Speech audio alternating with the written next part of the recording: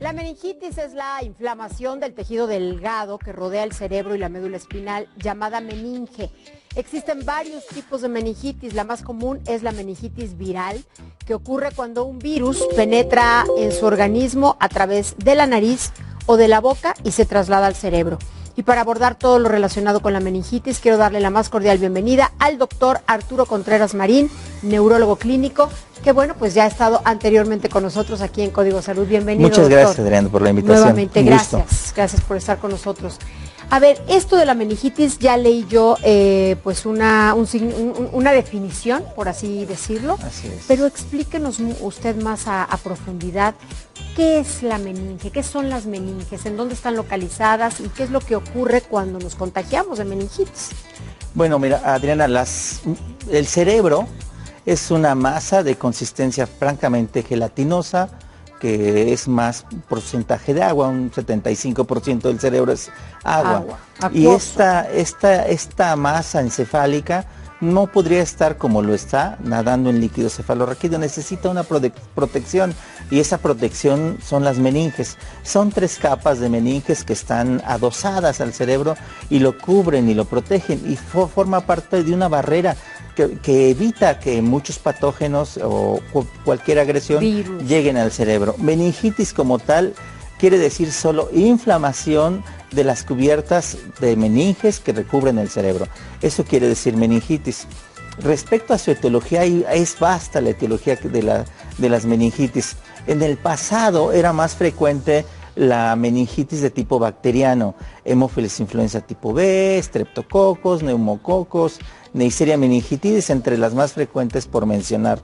Esto cambió con la era postvacunal, por lo cual hay que vacunar a los chicos, porque la Haemophilus influenza tipo B era la más frecuente, y después de la era de vacunación prácticamente no vemos casos de meningitis por Haemophilus influenza tipo B. Hay que vacunarse. Han disminuido. Han disminuido, y en los adultos también en el pasado la etiología más frecuente eran los neumococos, que francamente ya todo adulto mayor de 50 años o adulto mayor tiene que vacunarse contra el neumococo, y eso ha disminuido la incidencia de meningitis bacteriana. En la actualidad, yo diría que las meningitis virales, y particularmente en la tercera edad, se han incrementado un 300% con etiologías de tipo viral. De estos virus, los que más frecuentes son neurotropos y que causan una infección en el sistema nervioso central, son los virus herpes, que pueden ser numerados del 1 hasta el 6, que son los más frecuentes, que más frecuentemente causan este tipo de patología. ¿Cómo se contagia uno de meningitis?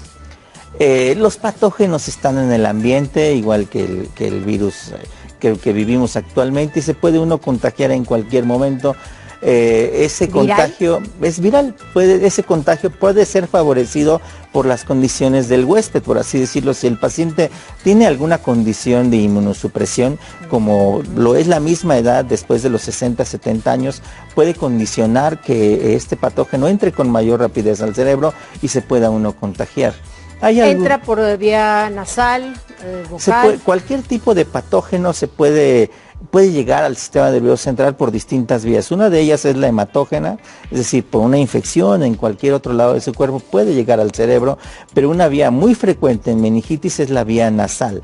Por las mucosas nasales puede llegar al cerebro directamente. Un poquito recordando anatomía, el nervio olfatorio es un nervio especial, ya que está al revés. Los cuerpos neuronales no están en el cerebro, sino en la mucosa olfatoria. Si un virus llega a ese nivel, puede ir retrógradamente hasta el cerebro y causar una infección muy grave, ¿no? Bien, ¿cómo comienza la meningitis? ¿Cuáles son los síntomas? A manera de enseñanza, en la medicina siempre hemos enseñado como algo que se llama síndrome meningio. Incluye 3 o 4 síntomas que si se engloban nos da una alta frecuencia de poder sospechar esto, por eso los englobamos en síndromes. El síndrome benigno está compuesto de dolor de cabeza, de fiebre y de irritación meningea, es decir, encontrar signos meningios. Encontramos en la exploración algunos signos como son con el Kerning y Brunchiski, que se originan al estirarnos, nos provoca dolor.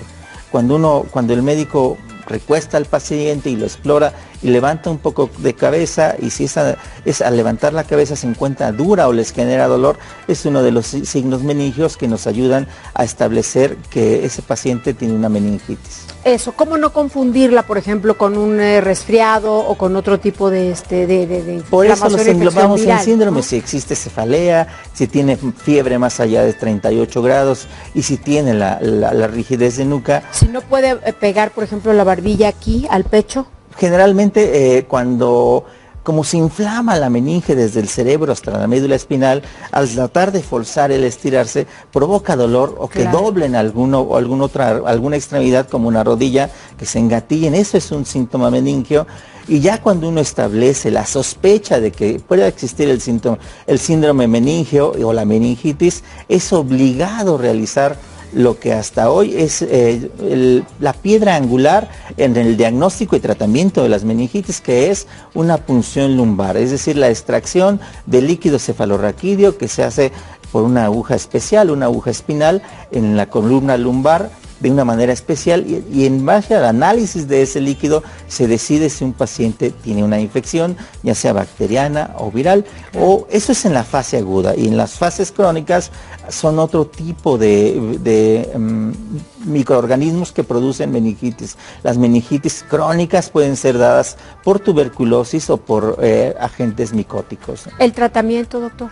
Depende del agente causal. Si es un bacteriano, será antibióticos. Si es un antiviral, de los diferentes antivirales que tenemos en el mercado, o si son tuberculosis, un antifímico, o si es un hongo, pues un antimicótico. Generalmente urge establecer el tratamiento, rápido cuando se sospecha. Sí, claro. Uno tiene desde la sospecha del diagnóstico hacer la punción lumbar. ¿Qué tiempo tarda la incubación, por ejemplo?